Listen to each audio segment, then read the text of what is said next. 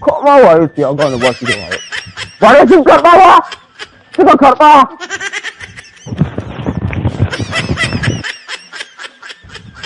Salamu alaikum. Ba ne sun karɓa ba? Salamu alaikum.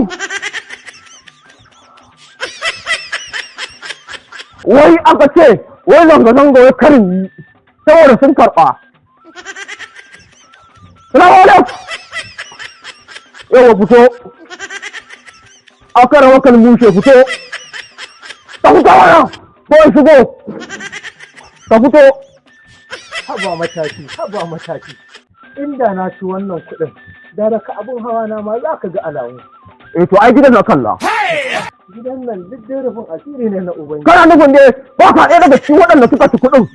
Wallahi ba na ci. Shi malaman nan daga zaran kun ba da shi kenan. Mataki ban ci wannan kuɗi ba. An yi na cin na cici. Shi malaman nan daga zaran kun ga da shi kenan sai ku ɗure. Ba haka bane. Kaga an kashe Bala. An kama Musa. An harbi Tanimu. An sace Aisha. Ni ba ku ce komai ba. Wato sai yanzu da talaka ya more. Ya ce zai yi zanga-zanga. Wato shi ne kar ya yi ko? Mataki tun da ban ci ba ku je ku yi zanga-zangan ku. Kana da mutum ba ka ɗaya daga cikin waɗanda Amurkan biyu turo musu kuɗin kenan. Kun matakan anguwan nan ba san na ci wannan kuɗi ba. Ba ni list.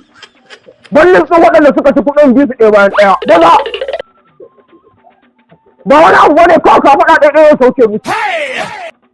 Mataki. Inda a ce na san wanda suka ci wannan kuɗi. Wajen lissafa masu ƙarya da ciwo. To zan iya da saboda na ga tarbin kamar ƙarama ce. To, yanzu bari na je. Zai shiga nan Daurawa. Na ji an ce a cikin Daurawa akwai wani wanda ya yi magana. Ya ce wani abu. Bari je. To kowa ciki mana. Saka. Ka ƙauratan banza.